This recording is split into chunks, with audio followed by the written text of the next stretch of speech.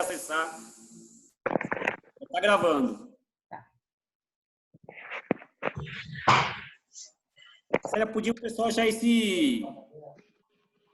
Como fala? Se apresentando, né? Vamos começar já.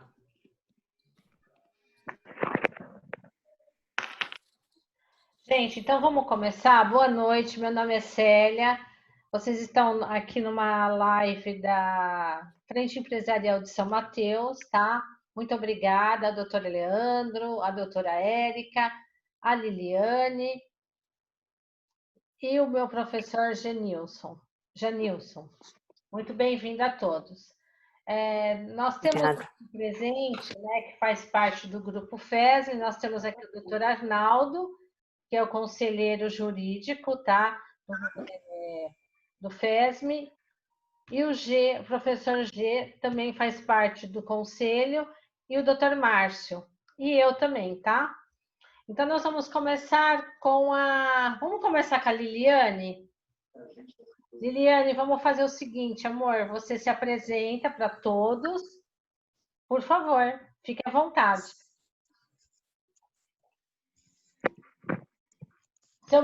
Seu microfone não está ligado, a gente não está te escutando.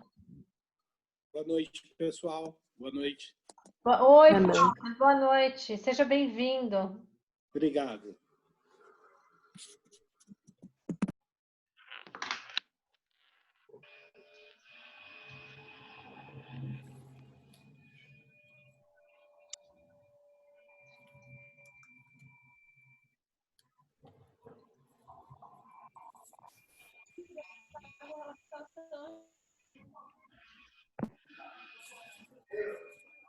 Liliane, a gente não está te escutando.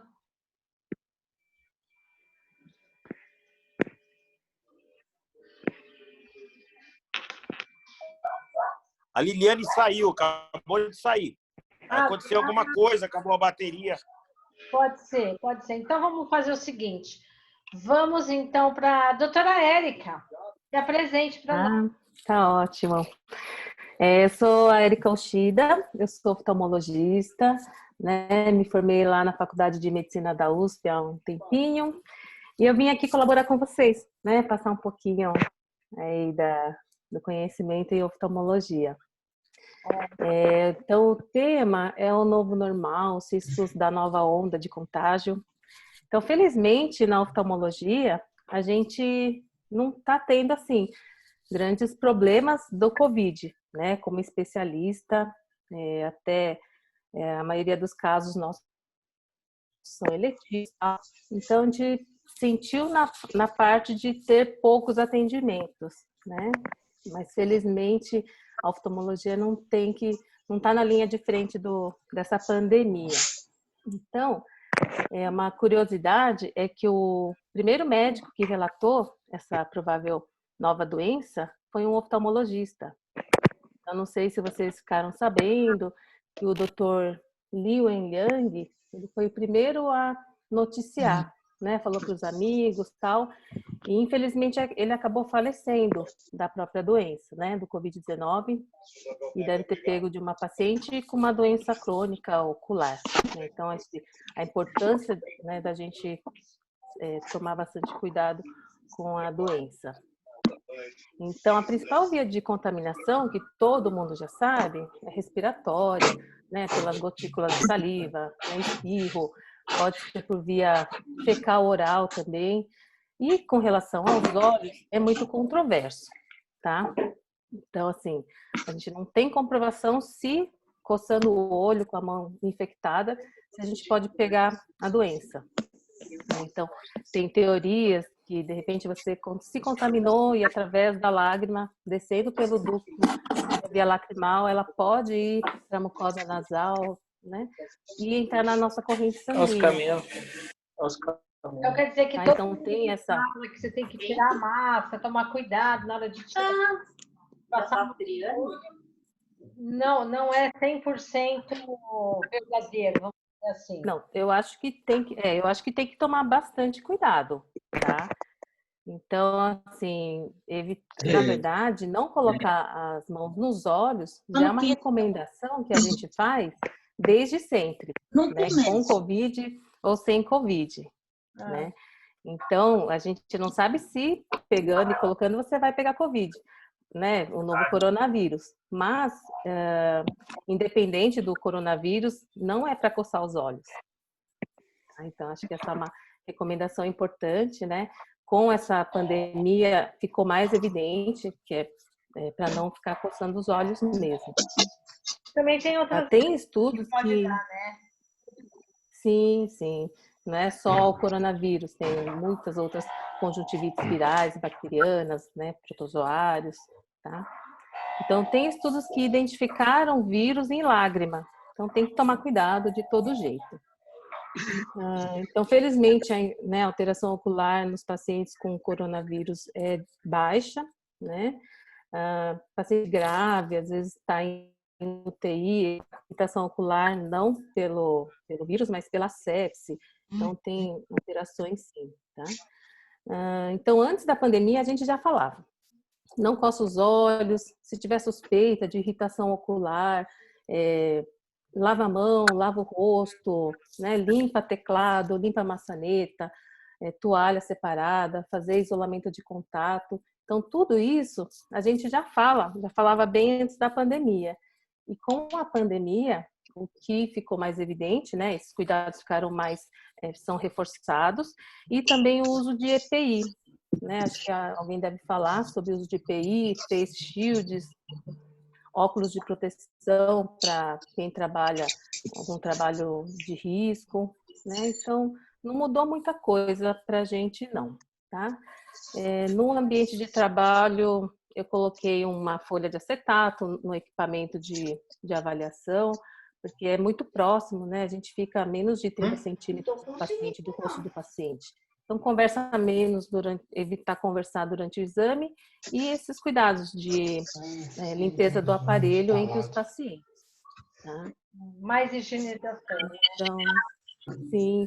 Então, entre cada paciente, a gente já higienizava, mas acaba reforçando esse cuidado. Que mais? Acho que é isso, né? Para os Alguém tem alguma dentistas, né? Acho que tem pergunta para a bastante doutora? dentista.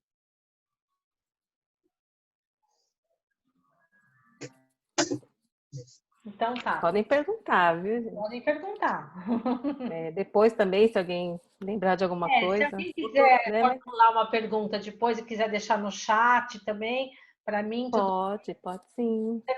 O doutor Arnaldo tem uma pergunta. Pois não, doutor? Oi, pode falar.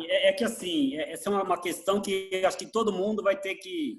Não sei quando vamos sair dessa. Porque com o Covid, as pessoas deixaram de fazer os exames normais. Sim. Exame de vista, principalmente.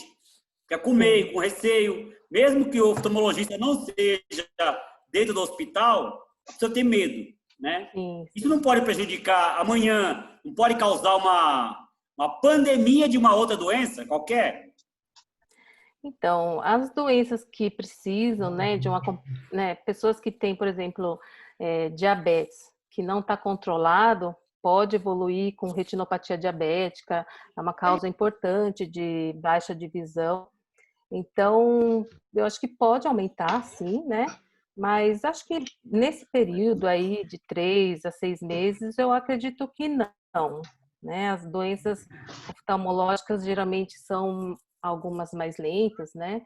As doenças crônicas. Então, acredito que se não durar tanto tempo, né? Acho que não vai ter problema, não. Tá?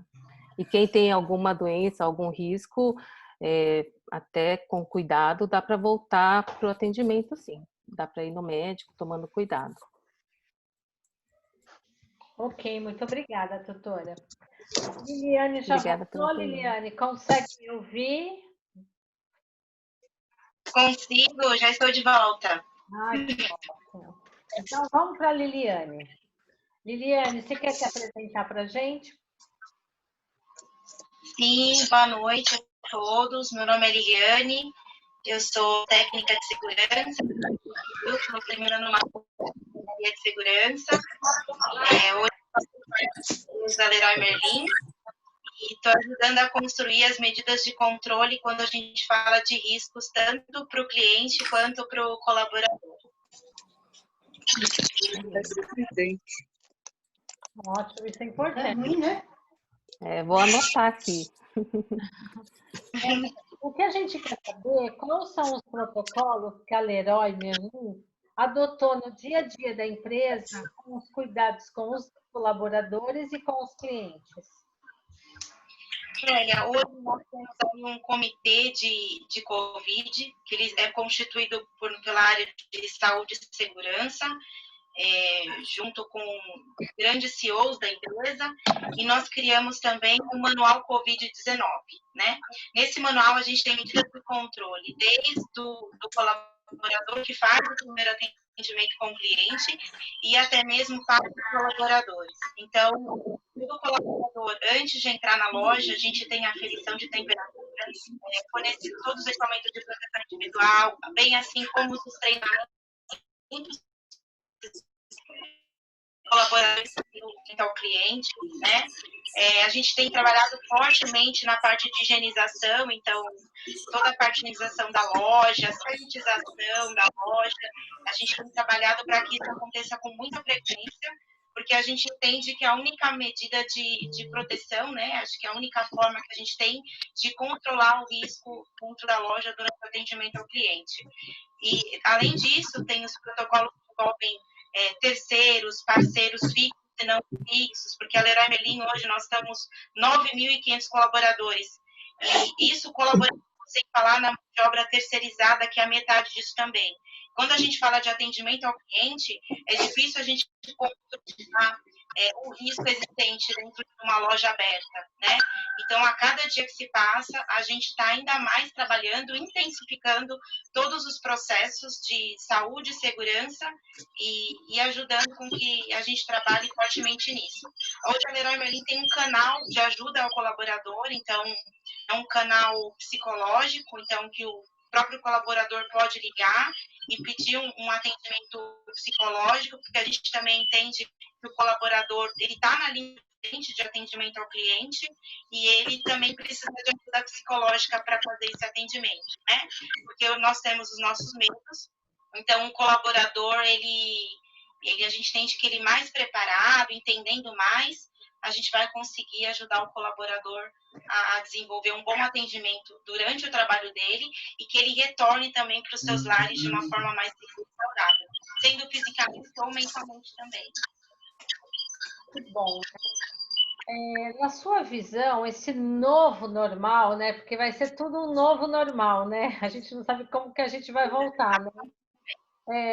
Na Leroy, vai alterar o dia a dia da empresa? O que você acha que nesse novo normal, o que vai alterar no dia a dia da empresa? O que já alterou, né?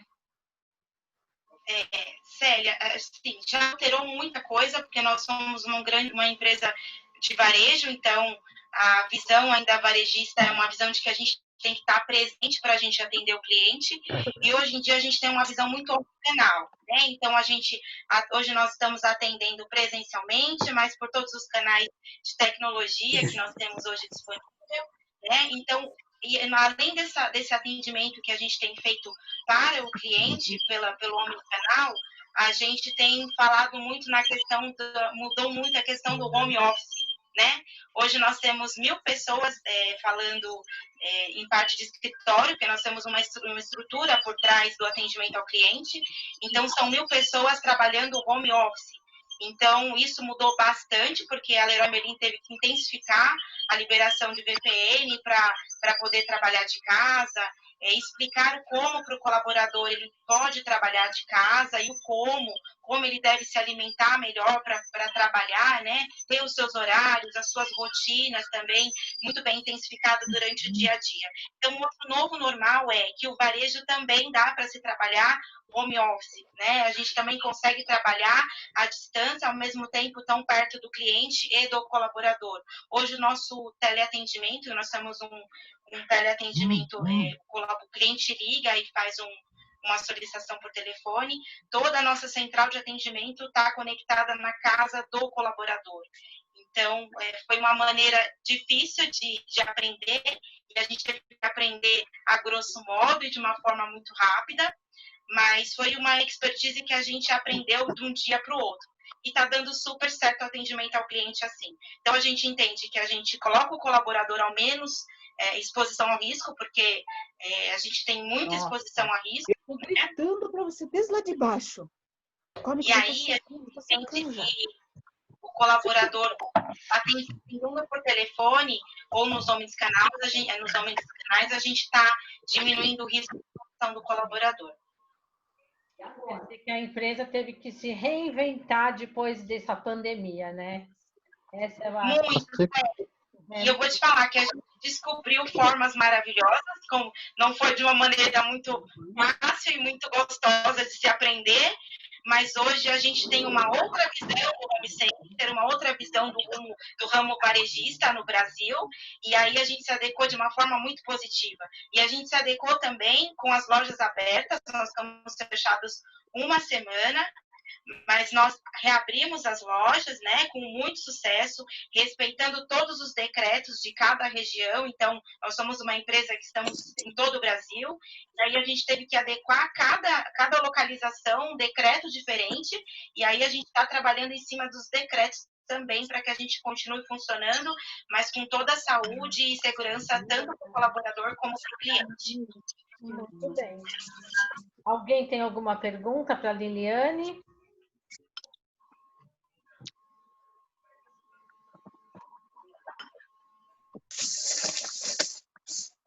Não?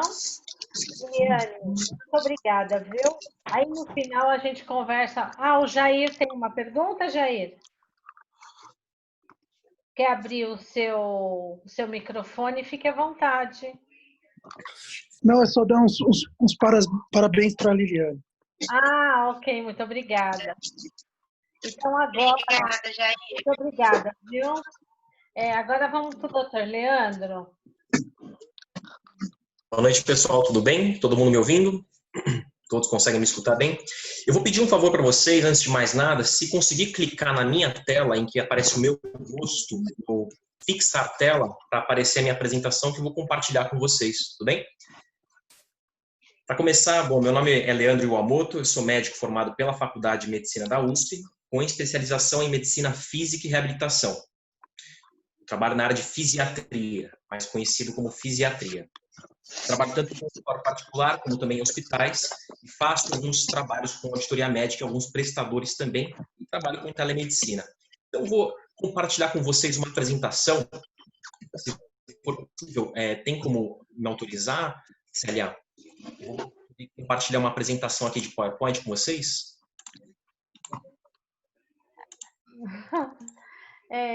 Eu não... Deixa eu só ver aqui, só um minutinho. Acho que tem que tornar com anfitrião, não é, Leandro? Aonde que tem que fazer? Espera só um minutinho. No canto inferior da tela, se puder me autorizar a compartilhar a apresentação. Share screen.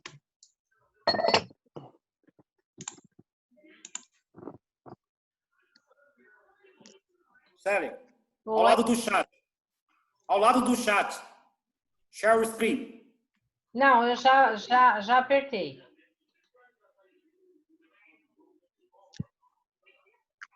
Vê se foi, doutor.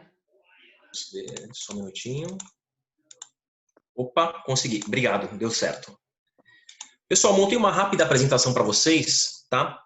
Em relação ao novo normal, essa nova onda de contágio.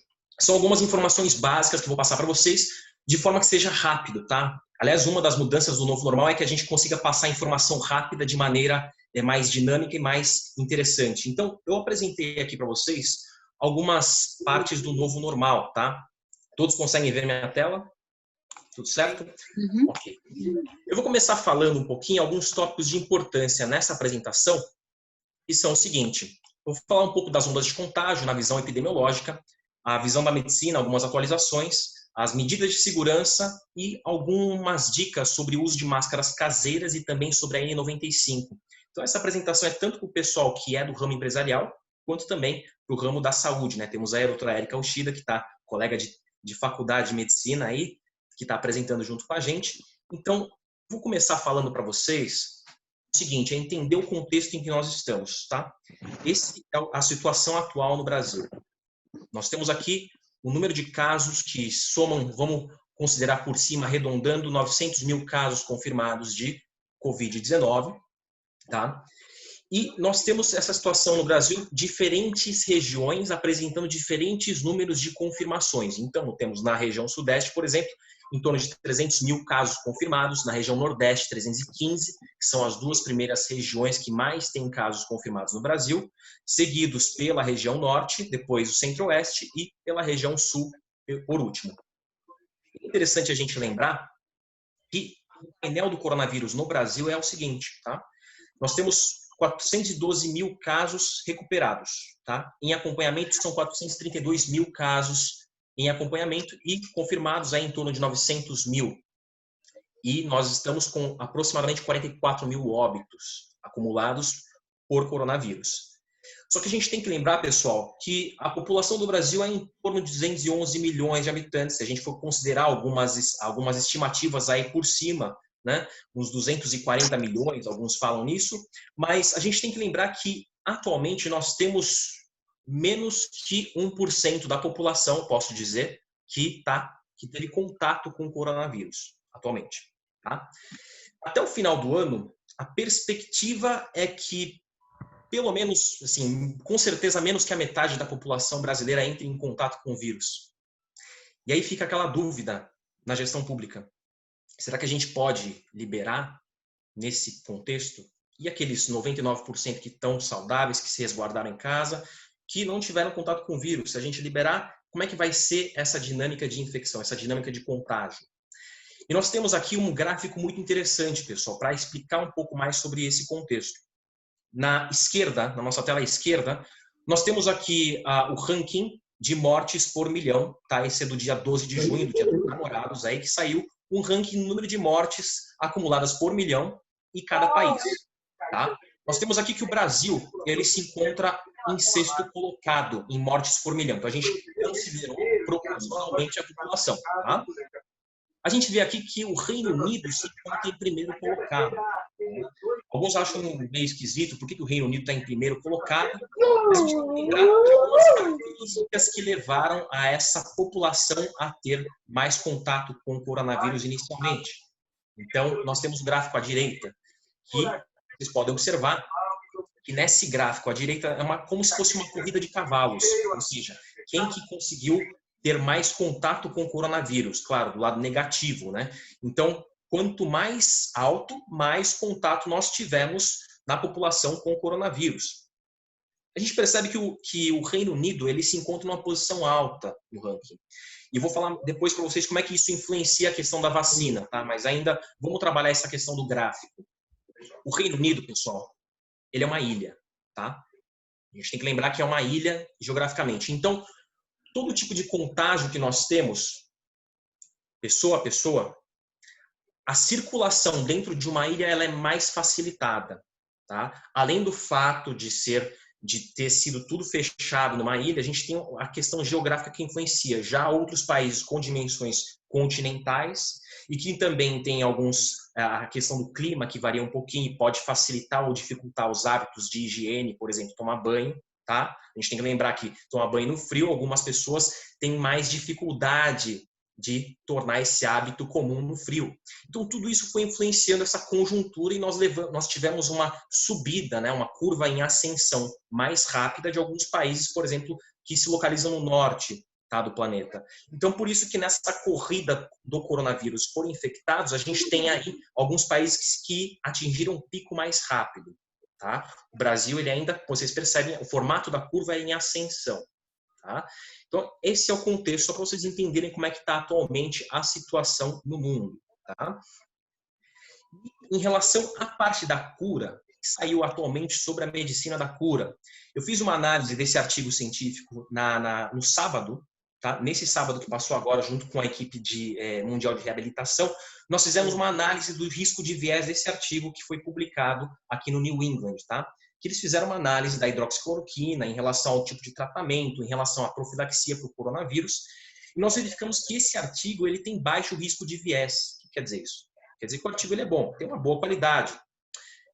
E o resultado que esse artigo traz para a gente é justamente o seguinte, que a hidroxicloroquina não pode ser confirmada como profilaxia, afirmada como método de tratamento exclusivo ou que tem uma eficácia comprovada para o coronavírus. Ou seja, a gente não tem uma evidência concreta disso. E aí, ontem, o FDA, que é o órgão americano de regulamentação de medicações, acabou retornando, voltando um passo atrás naquela recomendação da hidroxicloroquina como método de tratamento. Então, isso é uma notícia recente, que saiu agora, segunda-feira, ontem. Tá?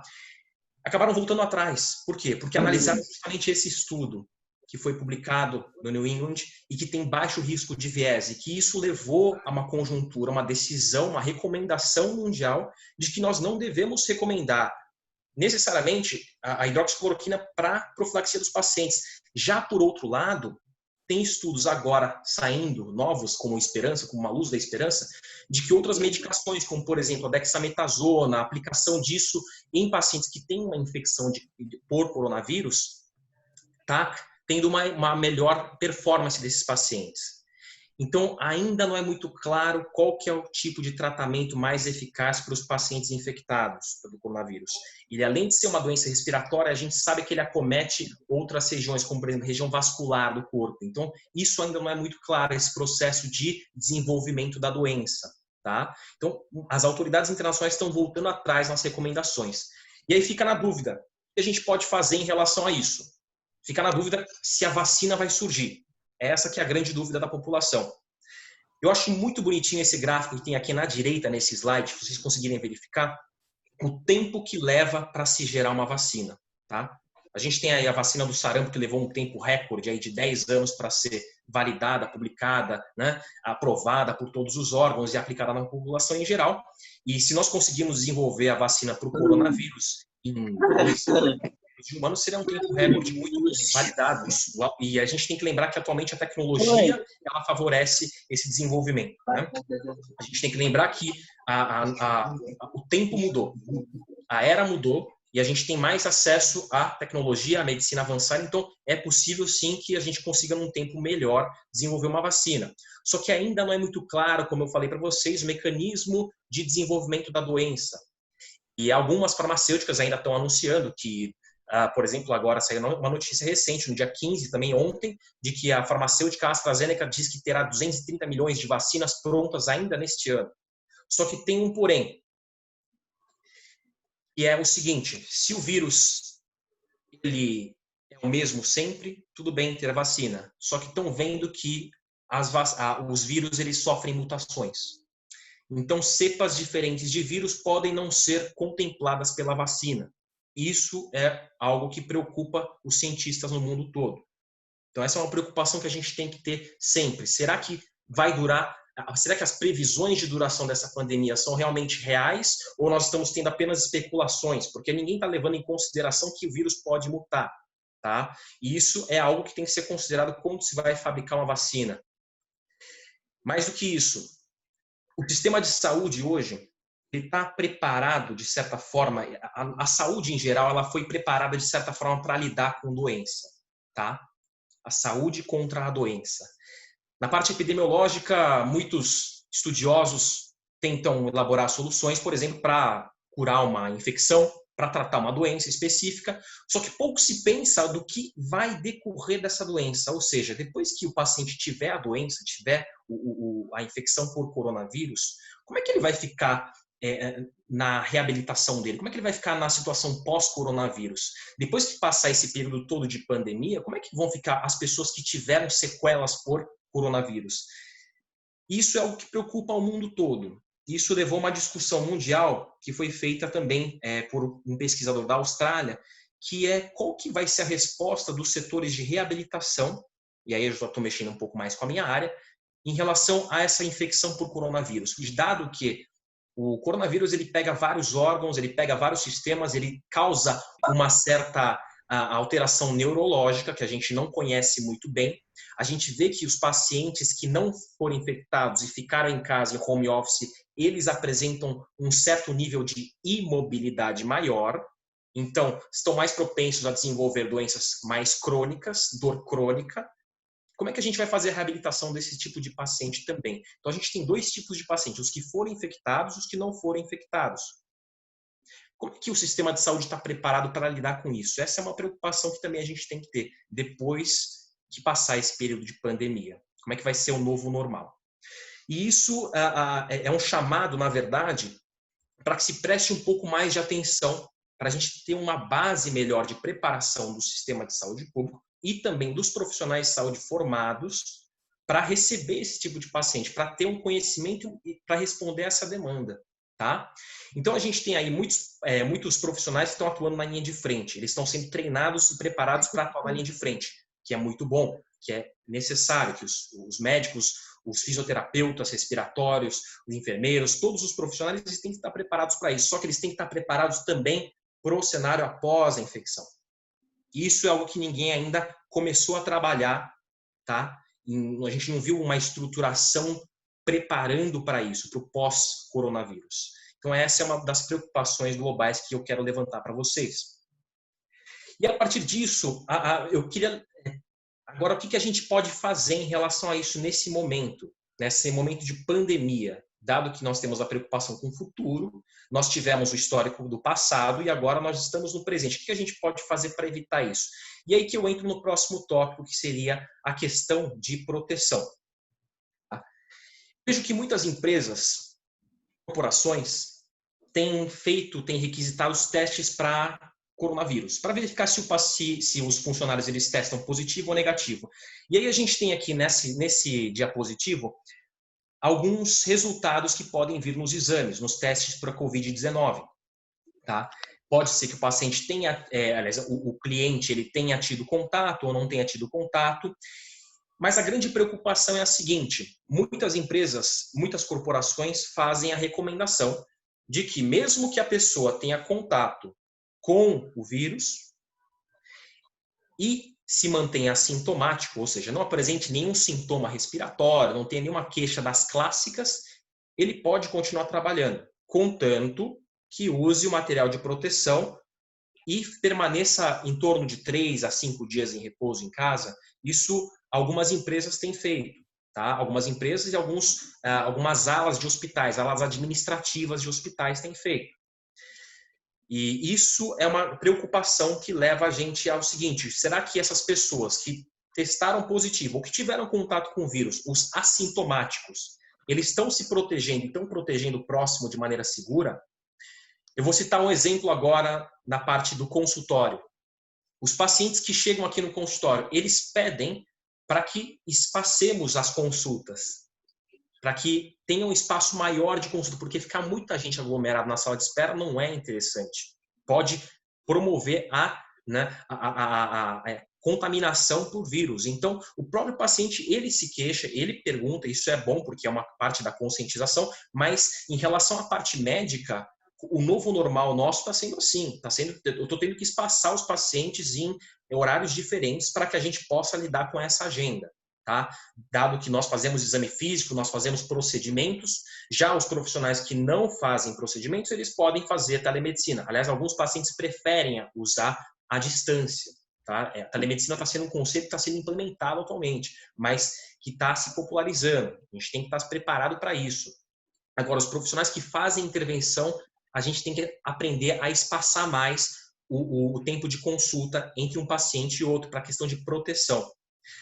Um outro exemplo agora, hospitalar, os radiologistas, como é que está sendo esse novo normal? Muitos hospitais, em relação ao setor de laudos, que o radiologista ia lá só para ver o exame de imagem e fazer o laudo, isso está sendo feito à distância. A pessoa não precisa ir até o hospital, se deslocar, correr risco e entrar em contato com mais objetos, mais pessoas para evitar o risco de contaminação. Então, tudo isso tem sido medidas de proteção. Só que será que essas pessoas que têm tido essa conscientização de que precisa se resguardar, elas estão se protegendo adequadamente? E aí que eu entro para vocês para falar um pouco mais sobre os equipamentos de proteção individual. Tá? Eu vou começar falando para vocês sobre a máscara N95, tá? Que é essa daqui, que é a que é utilizada atualmente nos hospitais, está sendo vendida atualmente também. É um preço um pouco mais caro, mas que ela fornece uma proteção maior.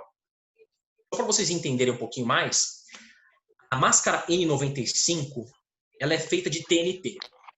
O que é o TNT? O TNT é o tecido não tecido. O que é isso?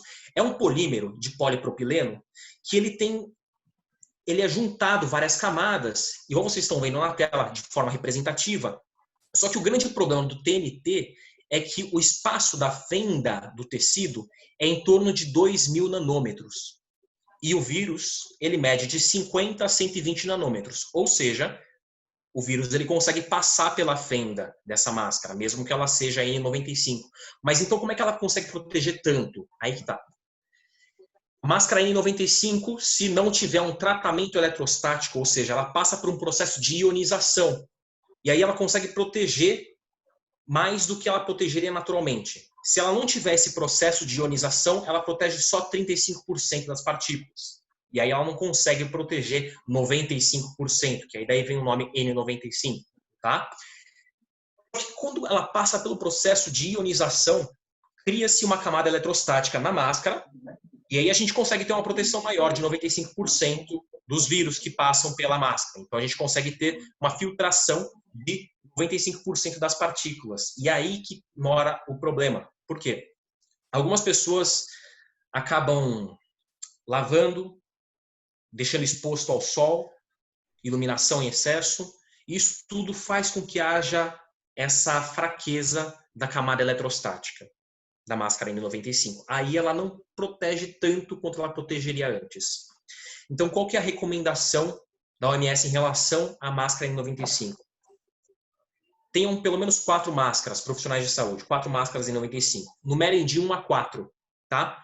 E deem um intervalo de 4 dias de repouso para vocês utilizarem a máscara N95. Então, numere de 1 a 4 cada uma das máscaras e use por um dia e deixe descansando, pendurado, repousando por 4 dias essa máscara. E vai revezando, reutilizando essa máscara, tá? De forma que você não corra risco de ter a infecção pelo coronavírus. Então, você consegue ter um descanso maior e aí o vírus ele não dura tanto tempo assim numa superfície que não tenha ser vivo, tá?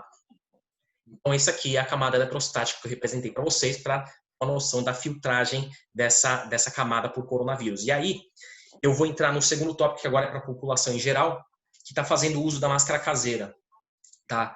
A máscara caseira, a grande dúvida da população é se ela protege ou não. E os profissionais administrativos, né, da parte administrativa, tá usando mais máscara caseira mesmo. Tá? É autorizado a usar máscara caseira. Só os profissionais de saúde, os hospitais, dentro dos hospitais, a equipe é recomendada utilizar a máscara mesmo cirúrgica ou N95. Mas das outras empresas, muitos usam a máscara caseira. E a máscara caseira é o seguinte, pessoal. A máscara que ela é feita com dupla camada de algodão, ou algodão tricoline, algodão 100%, ela consegue proteger bem. Até de 35% até 70% das partículas ela consegue proteger muito bem. Só que o grande problema dessa máscara é que ela retém saliva. E ela retém saliva, por exemplo, de 2 a 4 horas. Já fica meio úmida e aí fica desconfortável e isso pode ser prejudicial. Então é recomendado que você troque a cada 2 horas, 2 a 4 horas, tá? A máscara caseira. E a máscara caseira ela protege porque as partículas elas ficam no ar durante 20 minutos. Então a gente tem que ter esse cuidado sempre. Tem que estar sempre em cuidado. Essa máscara caseira, ela consegue proteger até 60%, adequadamente, das gotículas se for de dupla camada de algodão. E quanto mais camadas de retenção, mais proteção a gente tem, tá? Só que o grande problema é o seguinte, se tiver muita camada de retenção, a gente acaba tendo dificuldade para respirar. Então, muitos acabam usando outros materiais que não têm tanta eficácia assim, para proteger a nossa via respiratória. Então, é interessante a gente sempre fazer a reutilização e trocar a máscara o máximo que for possível para evitar a umidade e a retenção. Tá? Então, aqui a gente vê um teste que foi feito com aerossol, tá? Das partículas, o quanto a máscara de algodão consegue filtrar. E ela consegue segurar muito bem as partículas no ar. Aqui é um vídeo que eu queria passar para vocês, só um trecho, explicando um pouco mais da parte gráfica mesmo, como é que funciona a parte da transmissão por aerossol. Então aqui é um projeto do Homem Virtual, tá? Em conjunto com o programa Jovem Doutor, que foi criado, na verdade, essa animação, a gente vê como é que se dá a transmissão por tosse, por espirro, e como é que as gotículas elas permanecem no ar. Então a gente vê que um espirro ele alcança até 6 metros de distância. Já a tosse ela consegue alcançar até 2 metros de distância, deixando as partículas no ar. E elas conseguem ficar, o aerossol consegue permanecer, o vírus consegue permanecer no ar por até 20 minutos. Tá? Então aqui a gente vê na simulação que é recomendado que não se use a mão para tampar a hora da tosse, porque isso acaba contaminando também outras pessoas, outros objetos, isso pode facilitar a transmissão. Então, qual que é o recomendado? O recomendado é justamente espirrar utilizando a parte de trás do antebraço, tá? Do cotovelo, para que não entre em contato com objetos e também não entre em contato com algo que as pessoas podem entrar em contato, tá? Evitar a disseminação dos agentes. Já se a gente utilizar uma máscara que seja de algodão e tossir com a proteção do antebraço, a gente consegue evitar já conter quase 100% das partículas de ar, tá? Que vão, das partículas, das gotículas que podem se dispersar no meio ambiente, tá? Então é sempre recomendado trazer esse tipo de hábito para os funcionários, conscientizar os funcionários das empresas para ter esse tipo de cuidado na hora que for tossir, na hora que for espirrar, e também utilizar a máscara sempre que possível, conscientizar sobre os materiais que constituem a máscara. E aí aqui a gente tem o método de transmissão, né, pelas mucosas. Então a gente tem a narina, a boca, a doutora Érica falou, né, da questão da mucosa do olho, então a gente tem que sempre tomar esse cuidado, apesar de não ser ainda comprovado, né, que pode ser transmitido pelo olho, mas assim, a gente tem que sempre tomar esse cuidado para se resguardar em relação a isso, porque tudo é um risco, né? E aí, as partículas do vírus que ficam no ar, elas podem estar presentes também em maçanetas, em outros objetos, que a gente tem que sempre tomar cuidado com a higienização, tá? Tomar cuidado com a higienização das mãos, tomar cuidado com a higienização das roupas. Nos consultórios agora, o que a gente está fazendo atualmente? Colocando, a gente já implementou aqui, por exemplo, no tapete, deixando um tapete de borracha com um certo líquido para que o paciente pise e esse líquido contendo um pouco uma solução alcoólica consiga esterilizar de certa forma a parte do calçado do paciente. Quando ele entrar no ambiente do consultório, ele pelo menos já conseguiu ter uma boa limpeza da sola do sapato. Então, essas são algumas maneiras que a gente tem também de garantir uma segurança um pouco maior no nosso ambiente, tá? De evitar trazer partículas virais para dentro do consultório. E aqui nessa simulação que vocês estão vendo agora na tela, nós temos aqui uma probabilidade de contágio muito alta se as duas pessoas não estiverem usando máscara.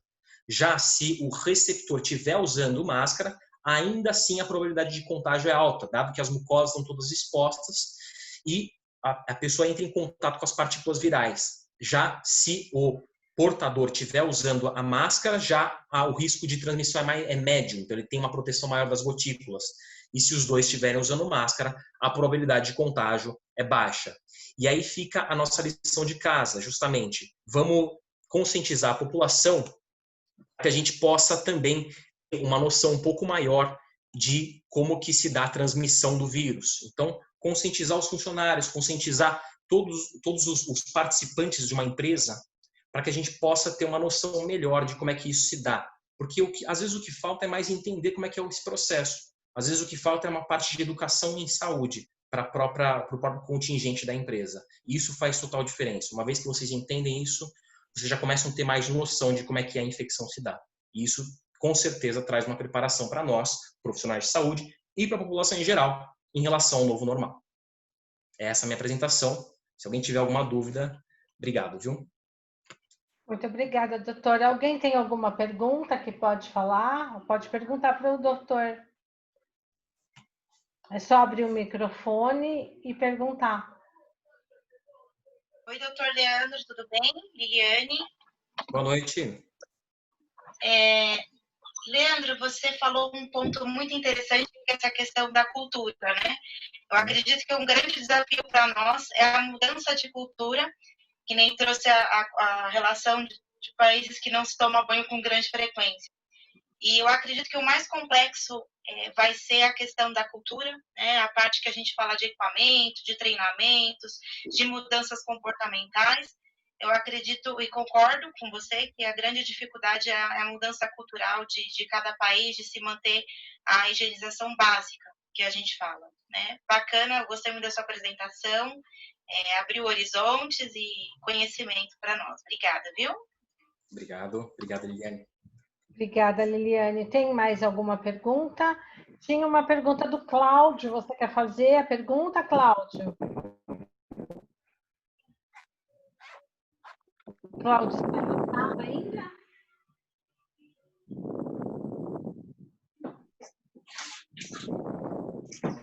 Acho que o Cláudio saiu. Ele queria saber sobre a cloroquina, mas eu acho que o senhor já tinha dito durante a explicação, né? Talvez ele entrou uma hora que o senhor já tinha falado. Sim.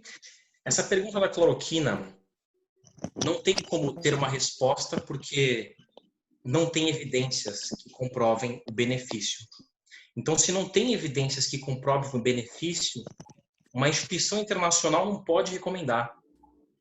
Na pesquisa clínica, nós temos duas hipóteses. A gente testa uma hipótese de igualdade e uma hipótese de diferença. Ou seja, se duas substâncias são iguais ou se duas substâncias são diferentes. E as substâncias sendo diferentes, nós podemos ter uma substância superior a outra e uma substância inferior a outra. É isso que a gente faz na pesquisa clínica.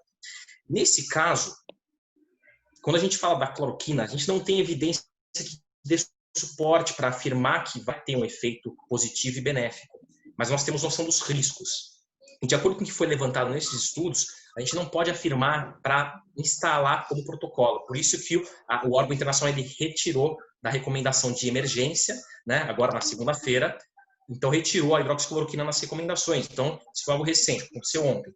Claro que daqui uma semana ninguém pode saber o futuro. Às vezes podem descobrir uma outra substância que não tem nada a ver e falam, não, realmente é superior. Mas o que a gente tem agora é medicina que a gente tem que se basear sempre em evidências, né? E não fazer uma medicina baseada no que tem. Que isso é o que a gente tem que se basear sempre mais na ciência e não tanto na influência política, uma influência que seja diferente do órgão científico, né? Respondido sua pergunta, Cláudio.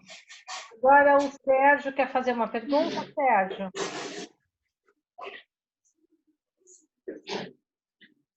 Sérgio, se você quiser abrir o microfone. A dúvida é da minha esposa. Leandro, então, são duas perguntas. Então, uma pessoa que volta de uma viagem desses países que são racistas, né? Os 14 dias de quarentena garante que a pessoa não está Desculpa, não deu para ouvir? com coronavírus? Você tem que falar mais perto do microfone, senão ele não está te ouvindo. Oi, doutor, você está me ouvindo agora? Dá para ouvir. Então, a dúvida da minha esposa é, pessoas, por exemplo, que retornou dos Estados Unidos, infelizmente nós estamos perto também no número alto, né? Essas pessoas que retornam, 14 dias de quarentena é um número suficiente para saber se a pessoa está ou não está contaminada? Para saber, essa é uma pergunta boa, porque para saber se a pessoa está contaminada ou não, a gente atualmente está contando com os testes. O que acontece? Se por acaso, vamos considerar que a pessoa esteja sintomática, tá? Vamos considerar assim, a pessoa esteja sintomática e ela testou positivo para o coronavírus. Nós contamos 14 dias após o início dos sintomas como repouso, para que o sistema imunológico do organismo desenvolva anticorpos, tá? E que desenvolva uma certa defesa e que aí ele pare de transmitir. Essa é o que a gente tem atualmente, tá? Então, os 14 dias, eles servem justamente para quê? Em torno do 9º e do 10º dia, já se começa a desenvolver os anticorpos e a gente começa a ver o surgimento daquele IgG positivo que eu mostrei no slide para vocês, que às vezes sai uns resultados de exames, tá? Que é justamente que demonstra uma certa capacidade de defesa do organismo. E isso tem se visto que esses pacientes que acabam de se recuperar, depois dos 14 dias, eles não estão mais transmitindo. Só que tem um grande problema, e aí eu vou entrar na questão mais específica. O que garante, tá, que essa pessoa que ficou em isolamento não entrou em contato com nenhuma outra cepa de vírus e não entrou em contato com nada que esteja contaminado no meio externo? Aí eu vou entrar, por exemplo, em compras de supermercado, por exemplo. Eu vou entrar em questão de, por exemplo, sapato que acaba saindo da rua ou tudo que pode entrar dentro do ambiente caseiro. tá? Então, a questão é a seguinte, sim, tá? Depois dos 14 dias, a gente tem uma certa margem de segurança para que o sistema imunológico desenvolva essa capacidade de defesa, e aí a gente evita a transmissão, tá? Mas mesmo assim, quando voltar a trabalhar, vai ter que usar o protocolo de proteção individual, tá? Então, a gente tem essa proteção, tá? Então, quem volta dos Estados Unidos tem que ficar o tempo de repouso, sim. Perfeito, doutor. Obrigado. Ficou bem claro. Tem mais uma pergunta? E assim, quando a pessoa está com febre, essa fase que é o que passa o contágio, é isso? Você falou um ponto interessante, tá? A questão dos sintomas, o início dos sintomas. Quando a pessoa está sintomática, a probabilidade dela ainda estar tendo que desenvolver a defesa, tá? O organismo dela está tendo que desenvolver a defesa imunológica é grande. Então, ela ainda não está apta para ficar em contato com a população. Ela ainda pode contagiar, sim, tá? Mas só que o grande problema é o assintomático que transmite, tá? Porque o que está sintomático, ela vai se proteger, ele vai ficar resguardado, vai ter que ficar 14 dias de qualquer forma de repouso, tá? Os protocolos, eles exigem isso, mas a grande questão é o assintomático. No caso sintomático, sim, você ainda não tem a proteção necessária, você ainda pode transmitir, e sim, é arriscado, tá? Então, no melhor dos casos, tá? No pior dos casos, desculpa, a gente tem que sempre proteger os dois, o sintomático e o assintomático, porque a gente não sabe quem pode estar transmitindo, tá? Perfeito, obrigado, Sua pergunta, Sérgio? Sim, ficou bem claro. Obrigado, doutor. Muito obrigada, viu? Agora nós Obrigado. temos o Marcos, ele quer fazer a contabilidade Molina, ele quer fazer uma pergunta. Marcos, você pode abrir a câmera e fazer a pergunta, bem? Boa noite a todos.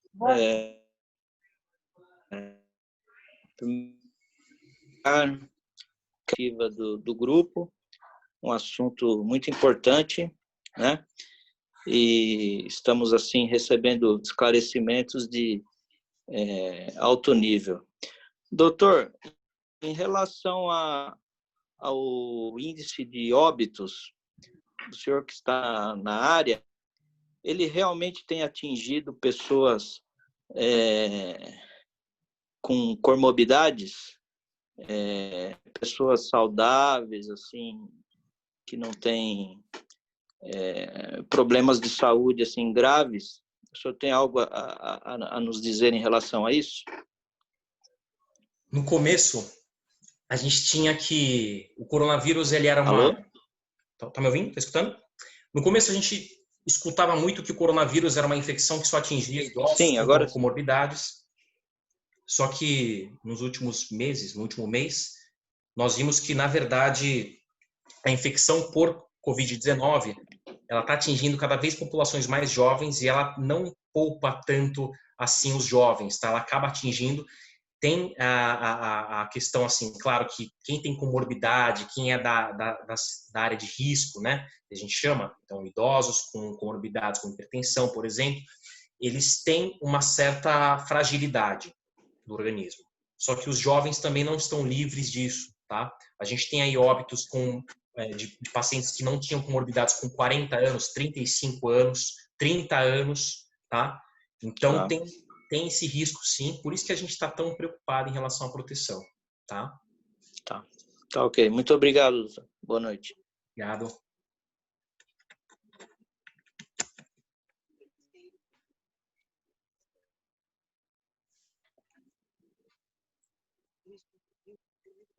Tudo bem? Mais alguma dúvida? Célia, acho que seu microfone está mudo. Opa, desculpa. Mais alguma pergunta para o doutor Leandro? Doutor, Alô? eu tenho uma pergunta, doutor. Quanto ao vírus no sapato, no chinelo, quando você chega na rua, que é uma loucura estar aqui em São Paulo, que, aliás, em todo lugar tem que ficar chegando, tirando sapato, limpando, tirando máscara, tirando a roupa, lavando a roupa. Qual é a verdadeira sentido de tirar todo, principalmente do sapato? tem alguma coisa que diz que é verdadeiro esse negócio do sapato? Então, Célia, essa pergunta é ótima, porque é o seguinte, a gente tem que o vírus, ele sobrevive alguns dias no asfalto, ele sobrevive por 4 dias em algumas superfícies, como, por exemplo, tecido, tá? Então, a gente tem que estar sempre renovando o que a gente está usando, tá? Então, quem vai para a rua e acaba entrando em casa, é recomendado que se troque o calçado, porque você pode estar trazendo o vírus, sim, que pode acabar contaminando o seu calçado para dentro de casa, tá? Isso é bem interessante porque, se você for observar a mortalidade e também a questão dos países orientais que têm o hábito de trocar sempre, né? O Japão, por exemplo, tem sempre o hábito de trocar o calçado. Na hora que vai fazer compra, por exemplo, tem sempre um potinho de dinheiro para você não entrar em contato direto. Eles sempre evitam esse contato. Eles estão tendo um aspecto cultural que responde positivamente a essa infecção do coronavírus, tá? Isso ajuda na questão higiênica. Isso tudo é justamente porque o vírus ele sobrevive em diferentes tempos em diferentes superfícies, tá? Então, por exemplo, no tecido, eu falei 4 dias, no asfalto ele pode durar até uma semana, por exemplo. Então, depende do tipo de material, ele pode durar diferentes períodos. Isso é algo que a gente tem que sempre estar consciente. Se for no ar mesmo, eu falei da gotícula, que ela permanece 20 minutos no ar. Então, se alguém espirrar e você passar naquele ambiente, você está sujeito, sim, né? Sim, nenhuma proteção, você está sujeito, sim, a se contaminar, tá? Então, dependendo da superfície material, ele tem diferentes durabilidades, tá? Isso tem se visto. Mesmo você passando e espirrando na sua roupa, né? Por isso que a gente tem que chegar, tomar banho, principalmente quando a gente estiver fora de casa, né? Exatamente. A recomendação é justamente essa. Assim, você sempre está usando roupas sempre adequadas, diferentes, em ambientes diferentes, né? Muito obrigada, doutor. Alguém tem mais alguma pergunta? Eu queria fazer uma pergunta. Pode fazer. Oi, dá para ouvir? Boa noite. Boa Dentro noite. do que você falou agora, Leandro, como é que fica aquela questão porque tem aquela camada, né, hidrolipo, esqueci agora o nome. Mas assim, por exemplo, a exposição do vírus ao sol. Não da máscara, a camada do vírus mesmo, né, que tem aquela barreira eu esqueci agora. Tá. Mas em relação à roupa, pessoas que deixam a roupa exposta ao sol ou lugares ventilados, acho que seria interessante você comentar um pouquinho disso também, né? Porque quando a gente vem de casa, troca a roupa, toma banho, ou deixa o sapato num lugar ventilado ou exposto ao sol. Até agora, essa pergunta é muito boa, porque ela ajuda a questão da higiene, tá? Se a gente deixar exposto, por exemplo, as roupas por 12 horas ou até um dia, tá? A gente tem uma certa limpeza, o vírus ele não dura tanto tempo assim na roupa, se deixar exposta do lado de fora de casa, por exemplo, no sol. Não se tem o tempo exato de duração do vírus, tá? Mas é recomendado que se deixe cada vez mais ventilado e exposto para que ele não sobreviva, tá? Em uma superfície viva, tá bom? Então é sempre deixar, por exemplo, no lado de fora de casa, exposto ao sol, tendo sempre esse contato, tá?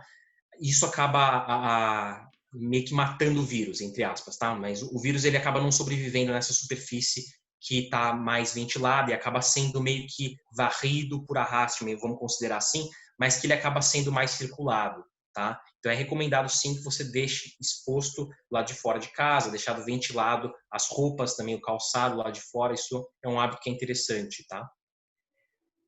Ok. Mais alguma pergunta?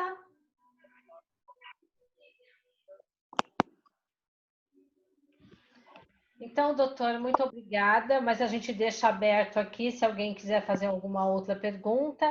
Eu vou passar. Célia. Oi, você quer fazer, Arnaldo? Não, é que eu não queria ser deselegante, mas tem que ir a palavrinha do nosso amigo G. Eu vou passar para ele agora. Porque eu fiquei a noite inteira esperando ele falar e não vai falar nada, meu amigo G. Vamos então para o professor G, ele é contabilista, advogado, né, doutor? Né? Doutor também, né? Quer falar um pouquinho de você, G? Boa noite. Boa noite. Não, queria começar cumprimentando aí a Célia, que presidiu a nossa reunião. Meus antecessores foram maravilhosos. O doutor Leandro, então, nem se fala, foi um show, um aprendizado necessário para todos nós e me deixa bastante feliz de ver o FESM e os meus colegas aí, o doutor Arnaldo, o doutor Sei, atuando aí. Quero comentar os outros também e dizer que eu vejo aí, a nível da liberação parcial do comércio, esse trabalho, e a população ainda aglomerada, vejo que a população não está respeitando os mínimos cuidados necessários que se tem. E também não vejo nas próprias empresas que estão já com as portas abertas, não tomando todos os cuidados. Poucas empresas estão tomando as precauções necessárias, mas a população ainda zomba de tudo isso. Vejo os nossos governos, municipal, estadual e federal, em desencontros. Não vejo, como o doutor colocou, a importância de entendermos a medicina, de respeitar as regras da Organização Mundial de Saúde. Lógico, eu fico feliz quando vejo que nós estamos com aproximadamente 250 novas pesquisas e já com alguns testes da vacina do Covid-19. Fico muito feliz de ver tudo isso. De um lado a gente fica feliz, do outro fica triste, mas com essa apresentação e de forma de gráfico, de forma bem explicada, trouxe bastante incentivo de aprendizado, porque a nossa população está precisando.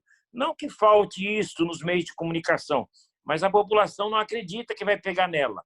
Ela só acredita mesmo quando vê na sua casa, na sua família. E isso é muito triste, porque esse número de mortes, por mais que nós estamos tendo uma pequena queda aqui na capital, mas está invadindo o campo interior e traz essa preocupação, porque nós não temos ainda essa curva tão esperada de todos nós. Ótimo. Gê, vamos falar um pouquinho sobre a flexibilização de alguns setores? Tem mais a ver com ciência? Sim, a ciência ela diz tudo, né? Mas se você pega mesmo profissionais em todas as áreas, tem aquilo do achismo e não se respeita a ciência. E a ciência é fundamental. Essas discordâncias que a gente vê com a Organização Mundial de Saúde, com todos os organismos e organizações da área da saúde, são fundamentais. Quem está na linha de frente são os profissionais da saúde e, de fato, existe uma politicagem muito triste de se querer, muitos governantes políticos quererem tirar vantagens e arrumar confusão e discordância e deixar com isso, de várias maneiras, trazer mortes à população pela própria ignorância e má intenção, porque não é sem vontade, não. São muitas pessoas que querem aparecer e, infelizmente, trazem essa discórdia e, com isso, leva a muitas pessoas a acumular os leitos hospitalares, as UTIs, que muitas lotadas, né? Deu uma melhoradinha agora, mas uma coisa fundamental que nós temos que entender é a importância do SUS no nosso Brasil.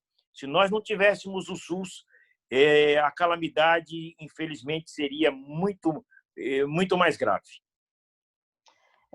Só deixando aqui claro que o FESM ele não defende nenhuma posição política, tá?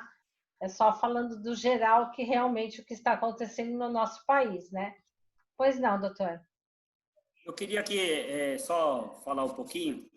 É uma questão que foi agora aprovada pelo Senado Federal, a MP 936, né, que possibilita a prorrogação das suspensões dos contratos, né, e também da jornada, a resto jornada, né, suspensão por mais 60 dias e a prorrogação por mais 30 dias.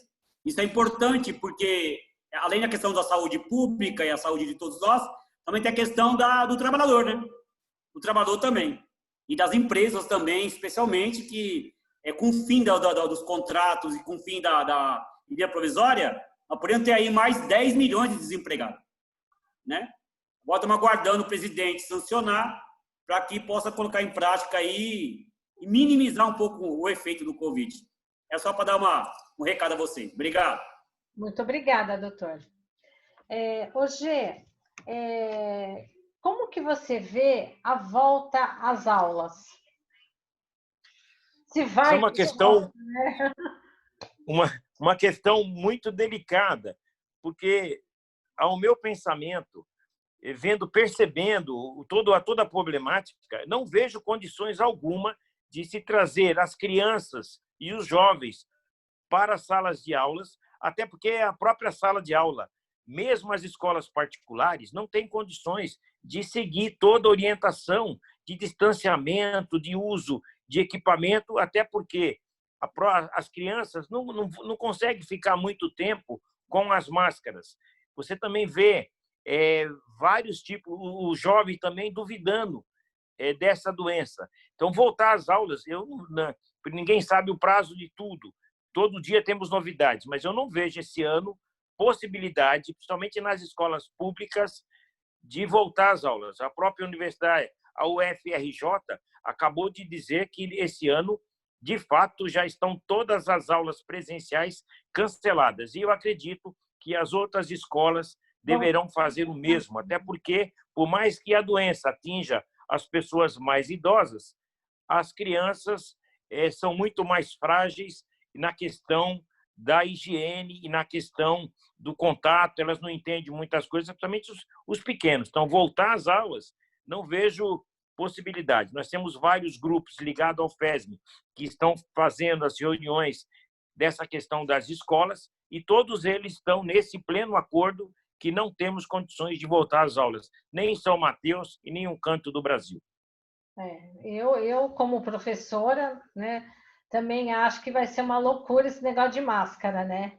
Imagina as crianças trocarem as máscaras, vai ser um caso.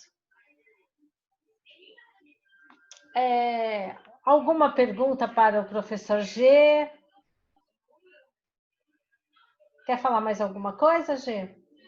Não, acho que foi, para mim, as 4 visões que foi colocada, mas principalmente a do doutor Leandro, ela fechou o entendimento que nós gostaríamos que os nossos colegas do FESM e os amigos tivessem esse conhecimento que foi áreas diferentes, visões diferentes e todas elas preocupados com o ser humano. O doutor Leandro deu aqui uma aula para a gente, né, de medicina, né, doutor? Muito obrigada, viu? Eu que agradeço a atenção de todos vocês e o convite também. Lembrar que a gente está vivendo cada vez mais, assim, vendo as fragilidades da ciência no dia a dia. Então, na semana passada, o que a gente tinha de recomendação era uma. Segunda-feira agora, o FDA acabou de retirar aquela recomendação de emergência. Cada vez a gente não está tendo tempo de correr com as pesquisas para acompanhar a área da saúde. Então, antes, no começo da doença, achava-se que o coronavírus era uma doença, era um vírus que afetava essencialmente o sistema respiratório. E agora a gente está vendo que afeta o sistema vascular, tá? A gente acaba vendo marcadores, por exemplo, de trombose venosa profunda, de vascular mesmo, que acaba aumentando nos pacientes que têm infecção por coronavírus. Então, os exames que são solicitados são outros, os protocolos de tratamento são outros. Agora a gente está atualizando nos hospitais cada vez mais, está tendo atualização de protocolos assistenciais nos hospitais. Tá? Isso sem contar na parte educacional, que o professor G comentou agora há pouco, que é uma fragilidade nossa também. Então, eu vou falar pela parte da escola médica, por exemplo, só para complementar o seu ponto de vista, a gente tem aí médicos residentes que estão fazendo especialização, que vão ter que continuar com a especialização, que tiveram que pausar a especialização deles, tá? Por esse período de pandemia que a gente não sabe quanto tempo vai durar mais, e vai ter que estender a formação deles por mais alguns meses. Só que isso acarreta o quê? Não tem como formar também a parte da faculdade, que sai da faculdade de medicina. O sextoanista de medicina, por exemplo, ele não pode chegar e já conseguir esse diploma, dado que ele ficou nesse período trabalhando para a questão do Covid. Então, a gente atrasou uma graduação. Os alunos do 3º, 4º, 5º ano da faculdade de medicina, das áreas de saúde, por exemplo, eles tiveram que pausar o ensino. Não tiveram a parte prática. Não dá para você aprender medicina ou fisioterapia ou enfermagem EAD. Não tem como se fazer isso, dado que é uma ciência essencialmente humana. E se a gente atrasa a graduação das faculdades que lidam com pessoas, a gente está atrasando também a parte da formação básica, que vai ficar atrasada também. E a gente está vendo toda uma cadeia educacional sendo atrasada em relação a isso. Agora, como que vai se adaptar? Nem tudo é adaptável EAD. Parte de procedimentos, por exemplo, parte de cirurgia, não dá para a gente fazer EAD, né? Exige técnica, exige certo contato. Então, a gente vai ter que esperar esse período de pandemia, talvez. Alguns estão falando até em treinamentos com bonecos, tá? Treinamentos de simulação. Alguns outros pesquisadores estão trabalhando com robótica avançada para poder implementar em algumas áreas de ensino, tá? E isso tudo tem cada vez mais surgido a questão de se o nosso currículo de ensino está sendo o adequado atualmente, tá? E está exigindo que os profissionais de ensino tenham mais capacidade de fornecer informação de forma mais dinâmica, tá? É esse que é o cenário do novo normal para vocês. Então, mais uma vez, obrigado pela oportunidade. Minha filha faz medicina e está estudando EAD, medicina. Está bem complicado.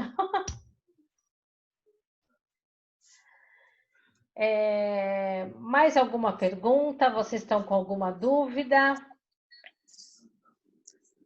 O Marcos quer fazer uma pergunta para a Liliane. Pode fazer. Doutora Liliane, me ouve? Sim, estou te ouvindo, tudo bem? Compartilhar com o colega G também, em relação, G, aos empresários fugirem, né, da presunção da doença ocupacional, né? Então, todos esses cuidados, os protocolos de higiene, a entrega dos EPIs, os treinamentos, isso vai prevenir os empresários de um futuro problema que pode causar... A Covid não é uma ocupacional, porém, se nós, empresários, não tomarmos essas medidas, ela pode ser considerada. Eu queria ver a opinião do G e da doutora Liliane. Bom, hoje a empresa está bem preocupada com relação à vida saudável da empresa e a gente entende que quando uma empresa não implementa as medidas para que ela continue viva, né, é de uma grande responsabilidade empresarial e social também. Então, é muito mais além, né, do que alguns empresários fogem mesmo dessa tal responsabilidade de treinamento, de equipamento, de medidas de controle, mas a gente acredita que uma empresa saudável, ela possa existir e continuar com o seu negócio, né? E nós estamos falando de vidas. Então, quantas Sim. vidas vamos perder para que a gente continue pensando, será que é cabível que a empresa faça isso, né? Então, hoje eu estou numa instituição, numa empresa que a gente pensa muito na qualidade de vida do colaborador, lógico, pensando também na existência do negócio, e nós sim temos a responsabilidade que essas pessoas venham trabalhar saudáveis e retornem para os seus lares de uma forma saudável. Então, hoje a empresa que eu estou, a Leroy, entende isso de uma forma muito bonita e se preocupa bastante com o colaborador, também para a gente conseguir manter um negócio existente, né? Porque senão a gente coloca as pessoas em risco e a gente não mantém o nosso negócio também. É isso aí. Quero completar, então, dizendo que se todas as empresas fizessem como a Leroy Merlin e se preocupassem com os seus colaboradores, tudo, de fato, ficaria mais fácil, porque essa reabertura do comércio está assustando. Você vê lá, a 25 de março, o Brás, ou mesmo a Mateu Bay, não há respeito nenhum. O pessoal não tem, é um pessoal realmente, infelizmente, sem noção. Eu queria aproveitar da minha fala e falar que eu tenho esperança que as coisas melhorem e vi uma notícia muito boa, que é uma liberação, um empréstimo que o governo vai fazer agora, está fazendo para as empresas que está emprestando 30% do faturamento do ano anterior para as empresas para pagamento com juros menores e a longo prazo. Isso pode ser uma coisa boa, porque, infelizmente, nós temos as empresas quebrando, principalmente as pequenas, estão quebrando a nível vergonhoso. Só para ter uma ideia, de um mês para o outro, nós tivemos mais de 40% de aumento nas falências. Era esse o meu recado. Ok. Obrigado.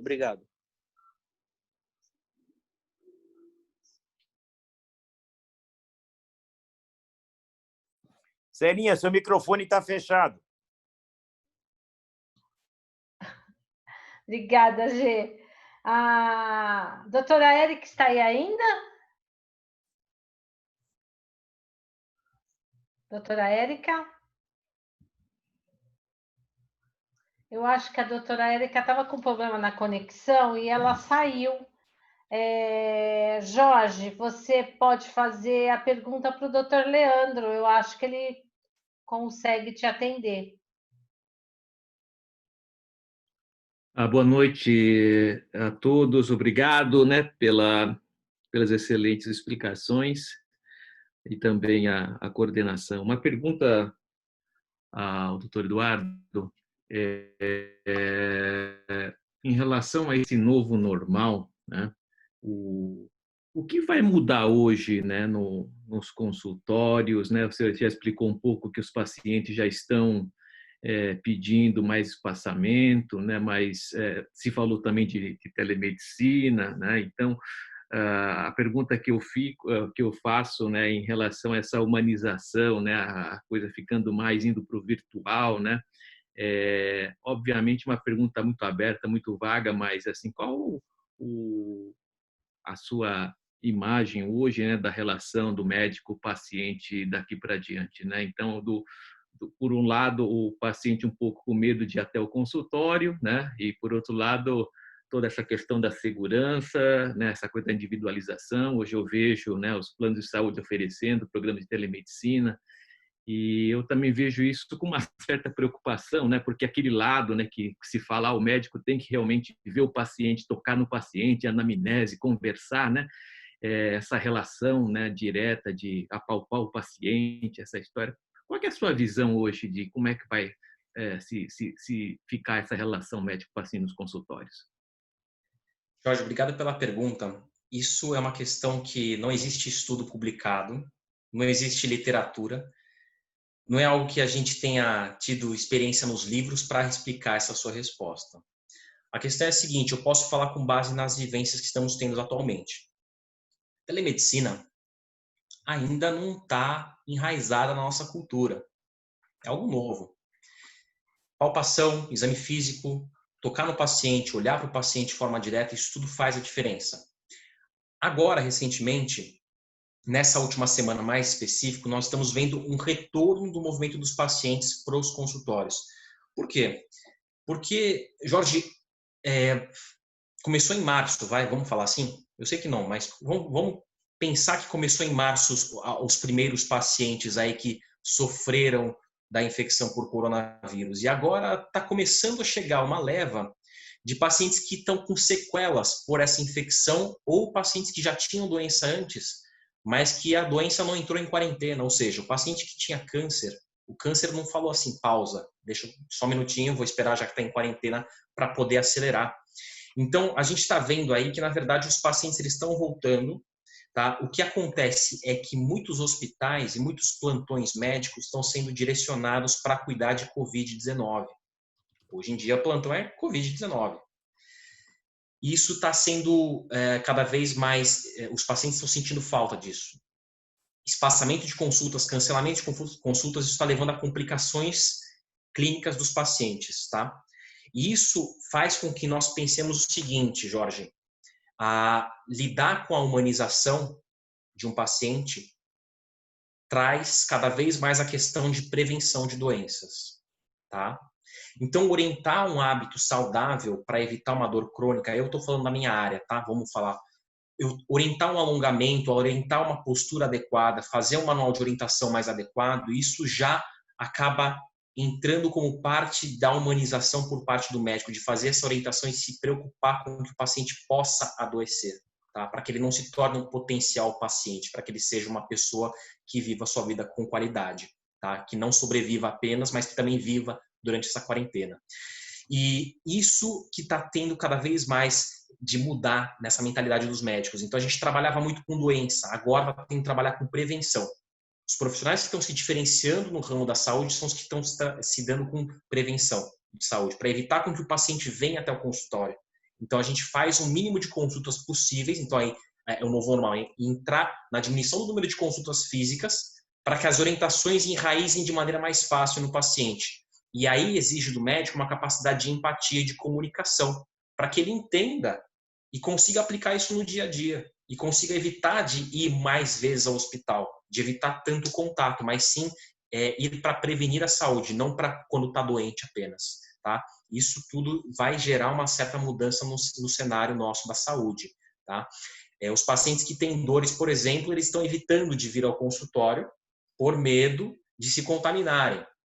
Mesmo que a gente faça todas as medidas de espaçamento, espaçar as consultas, mas a gente tem que orientar, pelo menos, mostrar que estamos presentes na vida deles, mostrar que eles podem se prevenir. Tá? Então, atuar na parte preventiva está sendo cada vez mais a nossa atuação como parte da humanização, tá? Que, na verdade, é o essencial da saúde. Né? Obrigado, Dr. Leandro. Ficou claro. Mais alguma pergunta? Eu gostaria... Oi, doutora, voltou? Ai, voltei. Eu tinha esquecido do celular. E a minha internet está muito ruim aqui. Daí eu lembrei do celular. Eu gostaria que todos abrissem a câmera para a gente tirar uma foto desse momento, dessa live, que eu acho que foi bem esclarecedora, né? E eu, em nome do FESM, agradeço a todos os participantes, o Dr. Leandro, o professor G, a doutora Érica e a Liliane, que, olha, deixou essa noite bem agradável e esclarecedora para todos, né? Ai, que lindos! Olha lá como vocês estão bonitos, tá vendo? Alguém mais vai abrir a câmera? Oi, Sérgio. Vou tirar uma fotinho de vocês.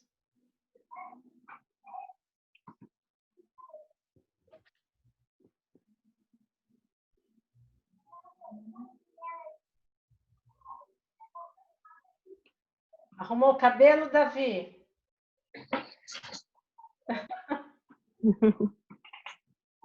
E eu queria agradecer, viu, pela oportunidade. Foi uma honra, um prazer. Aprendi muito, doutor Leandro, todo mundo. Foi muito bom. E eu não estava conseguindo entrar, mas eu estava ouvindo, tá? Não, realmente foi show de bola. Todos que participaram aí arrasaram, viu? Obrigada. Você quer se despedir, Liliane? Quero. Primeiro, muito obrigada, feliz com o convite. Obrigada ao Márcio, obrigada a Célia. Obrigada aos outros palestrantes lindos. Aprendi bastante hoje com vocês. Obrigada a todos que puderam participar. Acho que foi um encontro bem bacana e a gente sai daqui com um aprendizado ainda melhor. Muito obrigada. Obrigada a você, viu? Doutor Leandro, quer se despedir? Pessoal, agradeço a todos vocês pela atenção, agradeço ao Márcio, agradeço a Célia pela organização, aos palestrantes que estiveram junto aí comigo, professor G, Liliane, doutora Érica, agradeço a atenção de todos vocês e também o aprendizado que a gente tem em conjunto. Tá? Reconheço que foi um certo esforço que nós fizemos aí para passar a informação de forma mais fácil para todo mundo e eu dedico, na verdade, essa apresentação a todo mundo que está passando por essa situação. Então, todo mundo que está tendo algo a aprender a mais para aplicar no dia a dia. Espero que isso faça diferença no dia a dia de vocês, nas suas empresas. E eu agradeço mais uma vez a todos vocês pela atenção. Obrigado de coração, pessoal. Muito obrigada, doutor. G, quer finalizar? Só desejar boa noite a todos e pedir que cada um se cuide e vamos todos juntos tentar sempre ajudar e colaborar numa sociedade melhor para todas e todos. Obrigado. Doutor Arnaldo, quer finalizar alguma coisa? Queria agradecer aos palestrantes, muito produtiva live, esclarecedora, né? Ao companheiro G também, a Célia, e a todos os amigos do FESM e os convidados que aqui estiveram presentes. Foi uma honra para nós ter você com essa noite aqui. Muito obrigado, uma boa noite a todos. Muito obrigada, viu, doutor Leandro, doutora Érica, Liliane e professor G, por essa noite. Desculpa, gente, alguma falha aqui, que realmente é a primeira vez no Zoom operando sozinha, tá? Eu costumo fazer live aqui pelo Insta e é bem mais fácil, mas agora eu acho que já vou começar a dominar. E a gente tem bastante live já marcada para outros dias. Eu vou passar para vocês também, tá? O calendário, e faço questão que vocês participem também conosco, tá? Muito obrigada, boa noite.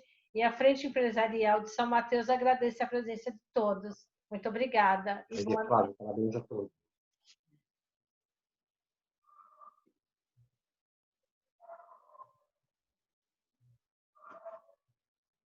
Estava vendo